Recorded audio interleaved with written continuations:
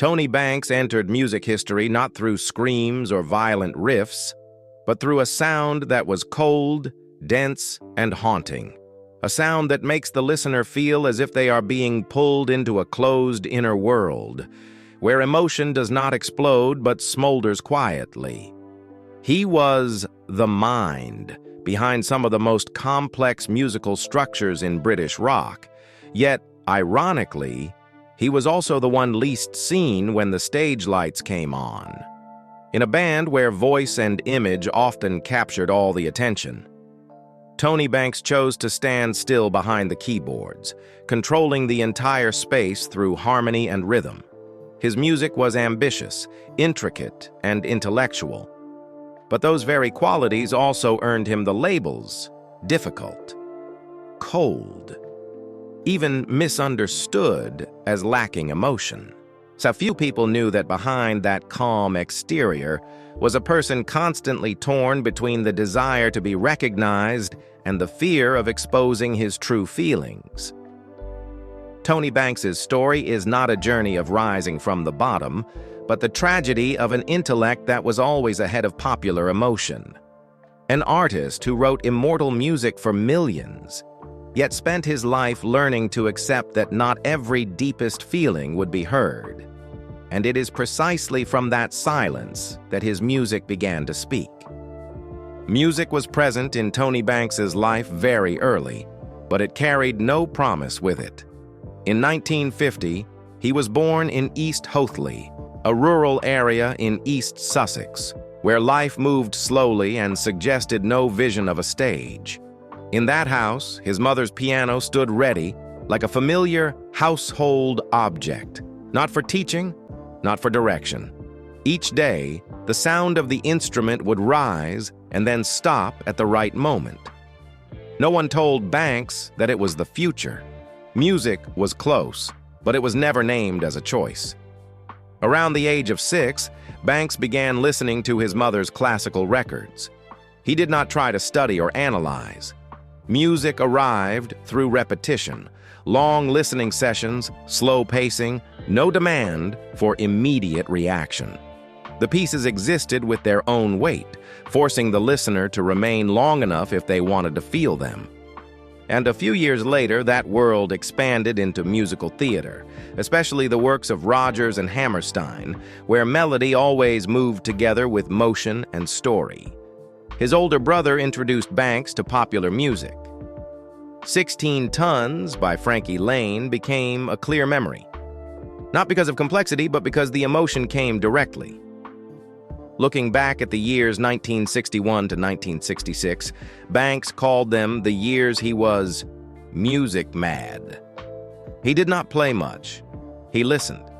He listened widely enough to realize that music could exist in parallel in many forms, without needing hierarchy or exclusion.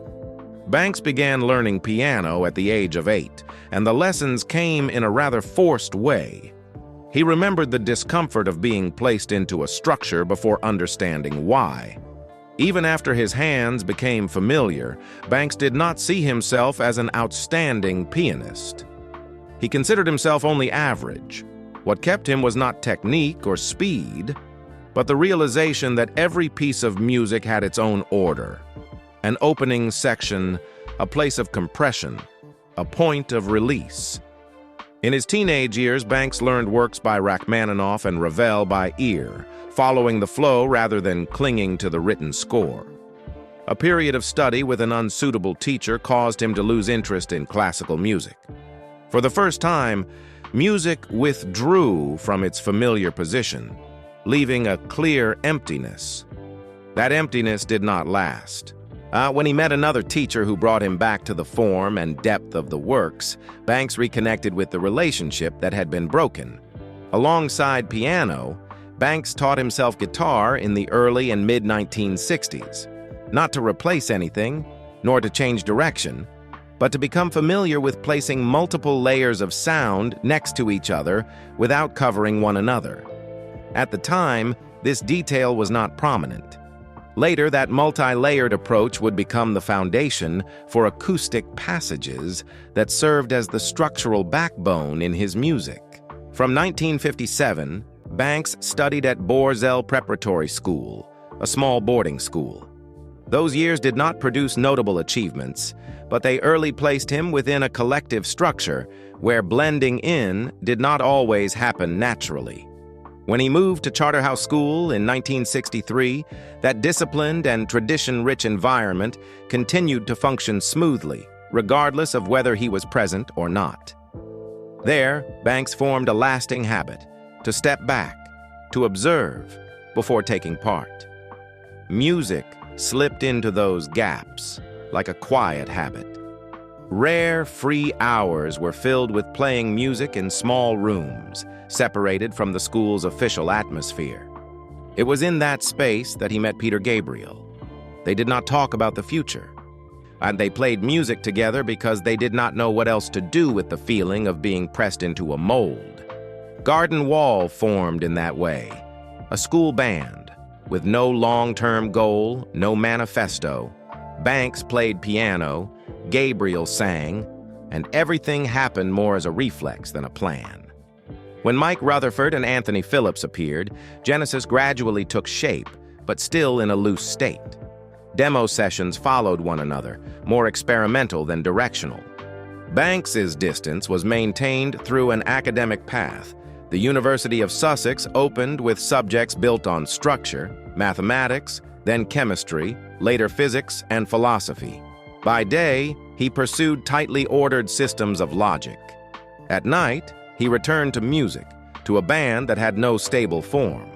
The two worlds ran in parallel until there was no longer any place to stand in between. In 1969, Banks left university in a decision that was neat, almost technical, stopping a stable structure in order to step into one that was unfinished, untested. Moving into the early 1970s, Genesis began to develop a clearer rhythm of life. Rehearsal hours were pinned down. Demo tapes appeared regularly on the table.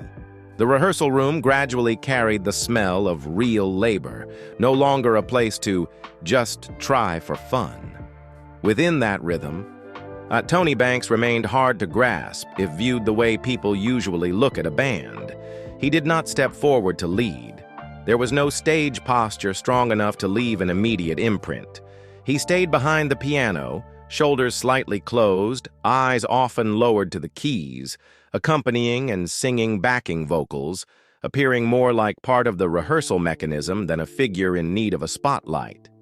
For Banks, music at that time resembled a structure whose foundation had just been laid, able to stand, able to bear weight. But the upper part still empty, not yet in a hurry to hang anyone's name on it. Long rehearsals showed Tony moving at a rhythm of his own.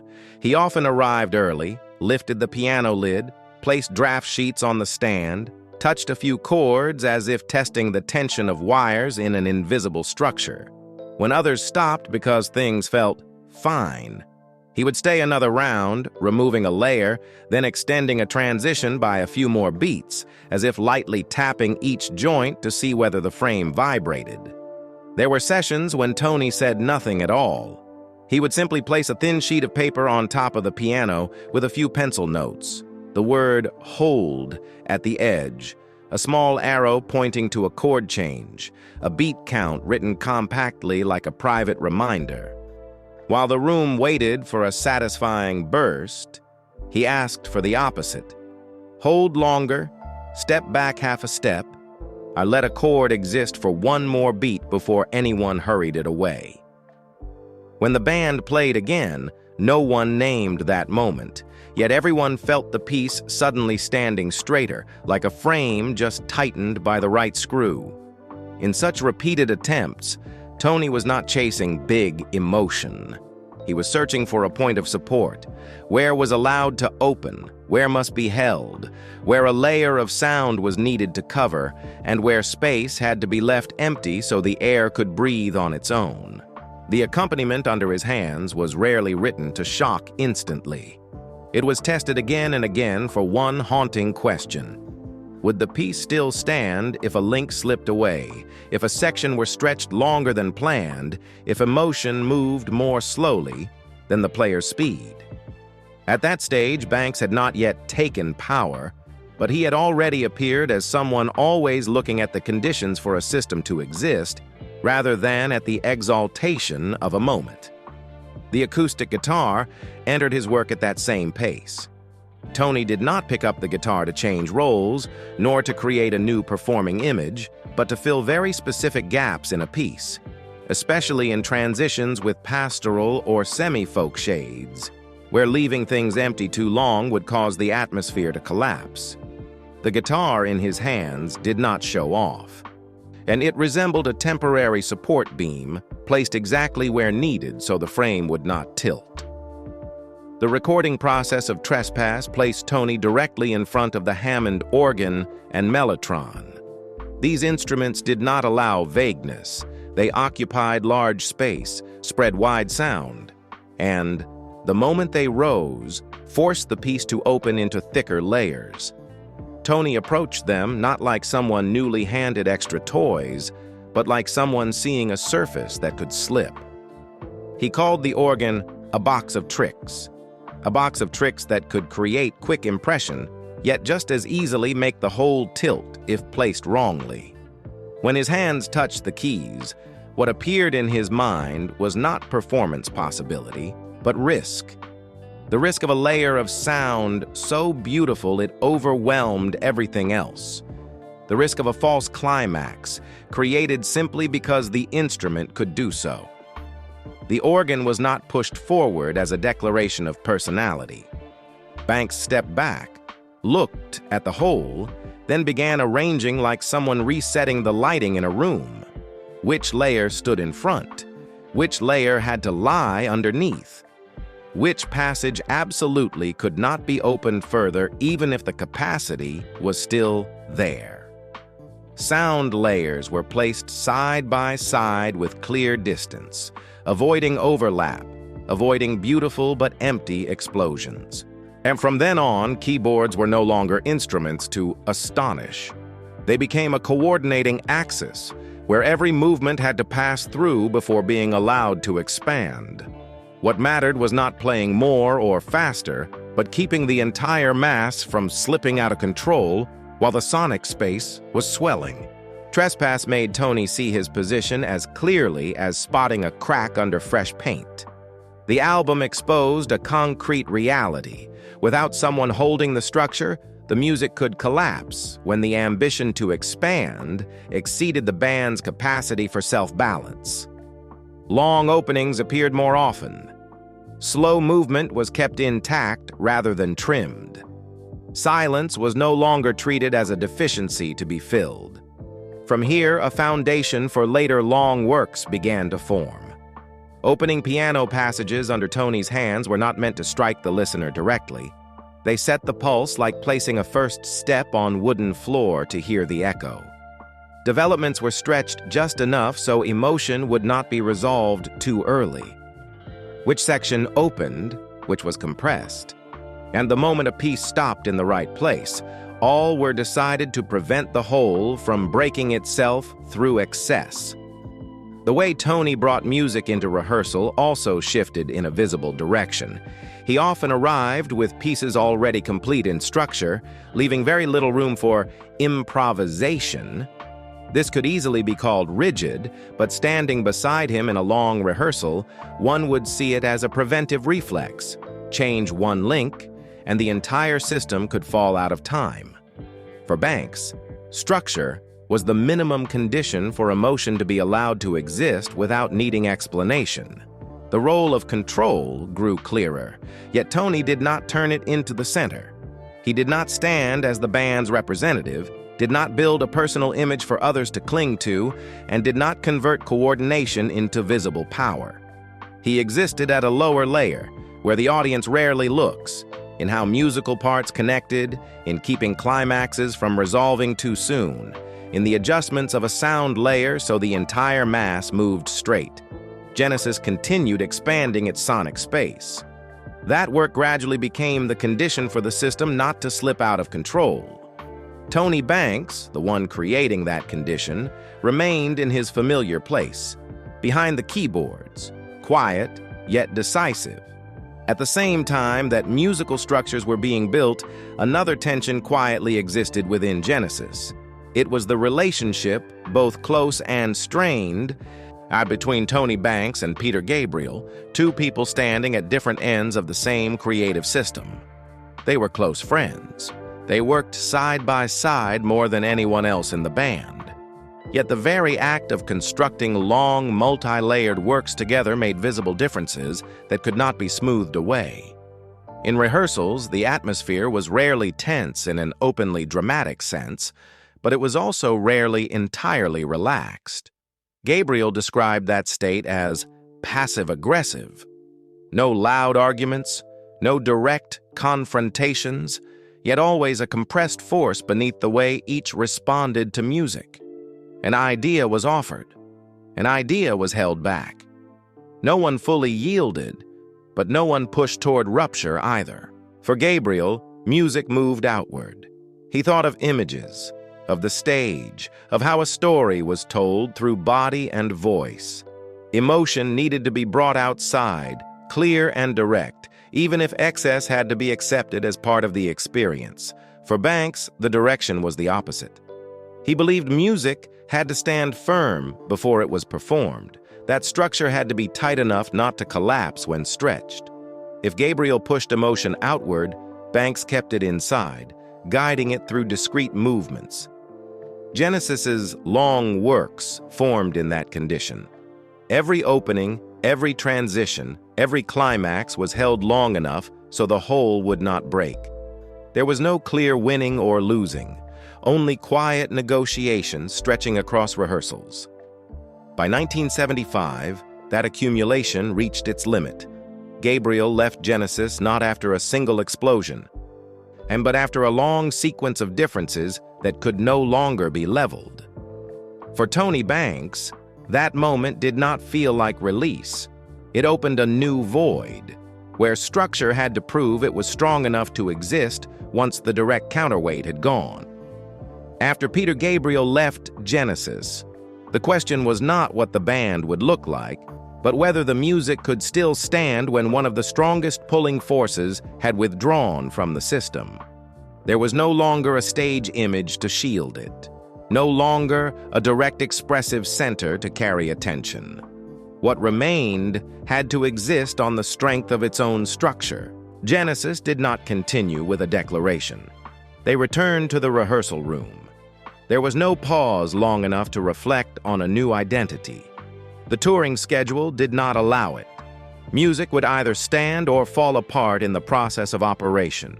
In that context, Tony Banks's role shifted quietly but decisively. He did not step forward to replace the lost image. His work lay in keeping the system from tilting when the familiar point of support was gone. Songs were rewritten with very specific demands. They had to be compact enough not to collapse without stage theatrics, yet tight enough not to slide into predictable pop molds. Long structures were compressed, complex transitions simplified. Not because ambition had shrunk, but because the operating environment had changed. Songs now had to stand within radio time slots, dense touring schedules, and venues where attention could no longer be assumed. That adaptation occurred mostly at a technical level. New tools appeared not to expand creative freedom, but to control more effectively in a narrowed space. Rhythm entered a precise and cool state, with little room for spontaneous drift. Sound layers grew thicker but were arranged to avoid overlap. Color changes had to happen quickly, almost invisibly, because a small deviation could cause the entire piece to slip from its locked pulse. On large nights, lights swept across the stage quickly. The voice held the center. Drums and bass locked the rhythm firmly, allowing no slack. At the edge of the frame, Tony Banks stood still behind the keyboards. He bowed his head slightly, eyes on the control panel, switching presets in silence. No excess gesture, no moment offered to the audience. The sound shifted color at the right instant, then flowed on as if no one had intervened. There was a brief moment only someone in the right position could see. Before a song began, Tony bent slightly lower, left hand already resting on a switching key, right hand hovering over the keyboards, waiting for the exact signal. Lights outside swept the crowd. Cheers were rising. But in his corner, there was only one concrete task: change the sound color without exposing the motion. And a small deviation, a preset arriving half a beat late, a layer coming in earlier than planned. And the whole song would drift, not because someone sang wrong, but because the ground had shifted. Each night began with the same procedure. Equipment powered on in familiar order, parameters checked again, entry points remembered by reflex more than conscious thought. The front of the stage was always noisy, but behind it lay a steady working rhythm, where every margin of error had to be eliminated before the lights came up. For Banks, this work did not feel like performance. It resembled a long operational shift where every decision ensured the system would not collapse when repeated night after night. When the show ended, Banks rarely remained at the front of the stage long. Applause still sounded, but he had already returned backstage. There, keyboards were powered down in familiar order, cables neatly removed, stage lights gradually left behind. Success did not lie in applause. It lay in the system having passed through another night without dropping a single link. The stability Genesis achieved in that period was the result of everything being placed correctly and repeated with high precision. Yet that stability also made the working space increasingly closed. Tried paths were kept, deviations removed. Banks's work was completed so precisely it left almost no personal trace. The music continued to stand, and the timekeeper retreated deeper into the structure he had helped build. Within a schedule that allowed no long pauses, and everything was prepared for the next night. Questions did not appear on stage. They remained behind with equipment powered down, waiting to be opened when the system no longer needed to operate continuously. Alongside Genesis, Tony Banks always maintained a separate compositional space. His solo albums were not conceived as an alternative to the band, nor as a parallel independent career in the usual sense. They were places to test ideas that could not be fully realized within a collective framework, where structure could be pushed further without compromise. Banks frankly acknowledged the limits of this path. The solo projects did not achieve significant commercial pull, and he understood that without Genesis as a foundation, those works likely would not have been noticed. That honesty carried no bitterness. It resembled a sober recognition of his place within the ecosystem of popular music. Film opened another direction. Beginning with The Shout, Banks entered film scoring with the sense that this might suit his working method. Yet the experience quickly revealed friction with the system. In 2010, he wrote much music, but most was discarded. Lorca and the Outlaws was done unpaid, recorded at home on 16-track equipment. With Quicksilver, the pressure to produce simple, recognizable passages exposed the limits between industrial demand and his structural way of thinking. These experiences ended not in conflict, but in quiet withdrawal. By the late 1990s, a cycle closed. Banks declined to join nostalgia projects. Genesis disbanded. Without touring, without the band structure to hold on to, he considered the possibility of retirement.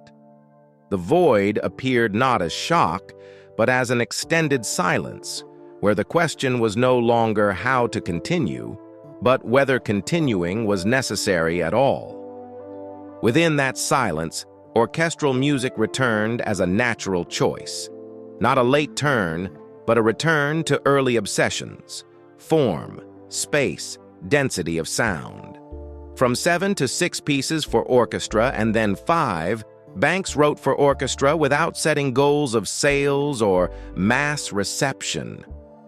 Here, there was no pressure to stand at the center, nor any need to prove anything. Music returned to its familiar place for him, a structure to inhabit from within, operating slowly, standing on its own, without needing lights aimed directly at the one who made it. As his working rhythm settled into a self-sustaining flow, Tony Banks's private life began to surface only in very small details, not as a counterweight to his career, but as a part that quietly continued to exist, rarely placed under public view. There were no loud turning points or shocking moments. What remained was the way a family learned to move alongside a schedule divided by albums, tours, and long shifts in the studio. On July 29, 1972, Banks married Margaret McBain. She did not appear as part of the public story. Not from the entertainment industry, not tied to the band's image, and mentioned only at the most minimal milestones. That deliberate absence gradually defined her role in Banks's life, a parallel existence, not stepping into the center, yet steady enough to accompany a working rhythm that never stopped. Later, members of the band paid so Margaret could travel with Banks on the next tour. It was not a showy gesture, but reflected an early reality. Banks's marriage operated in a mobile space where tour schedules, hotels, backstage areas, and studios became familiar settings. The family did not stand outside his career, but neither did it enter its center. They stayed at the edge, close enough to accompany, distant enough for the work rhythm not to be interrupted. The couple had 2 children, Benjamin, born in 1978, and Emily, born in 1981. These milestones coincided with Genesis's busiest and most commercially successful period. The family was built under conditions where presence was not always physically complete. Fatherhood unfolded between albums, tours, and brief returns, not in long stretches of quiet, but within a life constantly in motion. For decades, Banks's family life was almost absent from the media. That absence did not come from perfection, but from a conscious choice to keep everything outside the light. He did not recount, did not explain, did not place his family within his public image. What happened at home, backstage, or on trips with loved ones was kept behind, like a private space needing no caption. The family formed and endured through a long process of adaptation. The album tour studio rhythm was not temporary, it became a lasting condition of life. A dense schedule did not manifest as public conflict, but required relationships to be flexible, to accept absences as a normal part of shared life. That very discretion left Banks's family with little place in public memory. Yet absence did not mean emptiness. It reflected a consistent choice. Keep the family outside the story being told.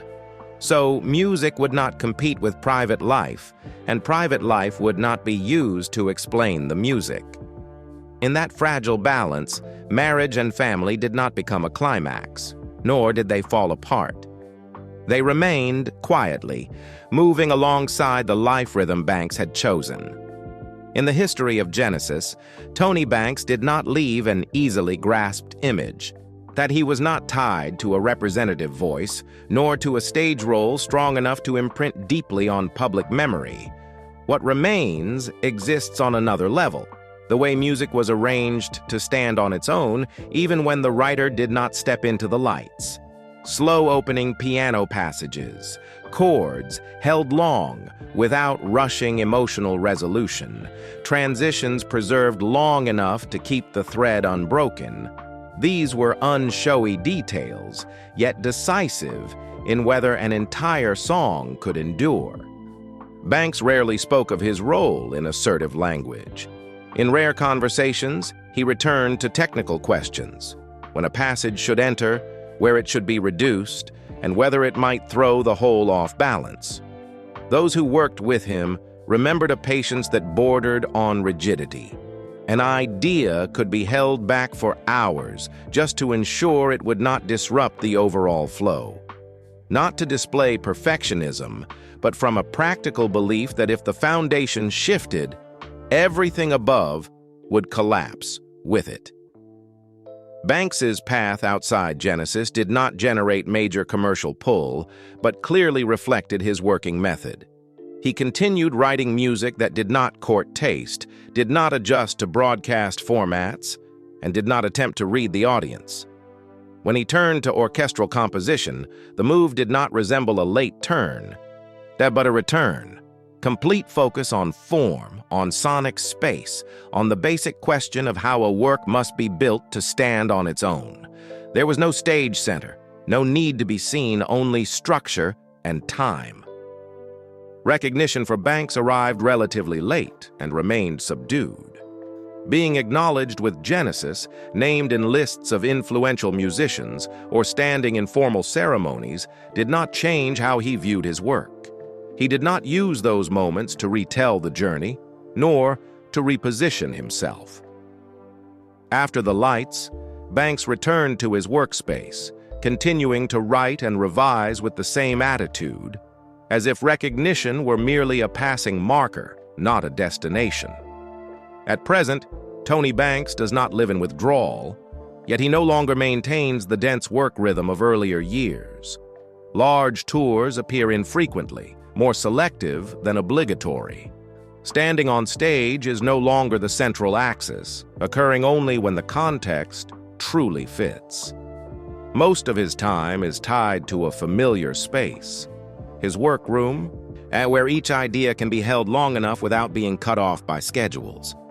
Banks also rarely makes attention-grabbing statements.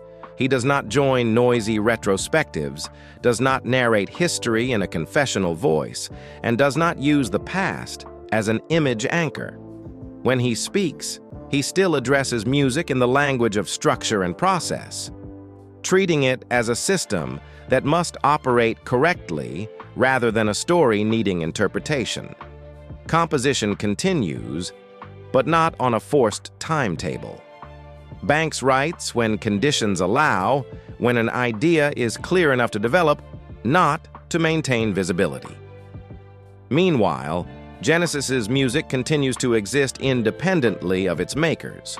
What Banks helped shape is still heard, reanalyzed, and quietly influences later generations. Not through instruction, but through being used, received, and transformed in new contexts. Some Genesis pieces begin very slowly.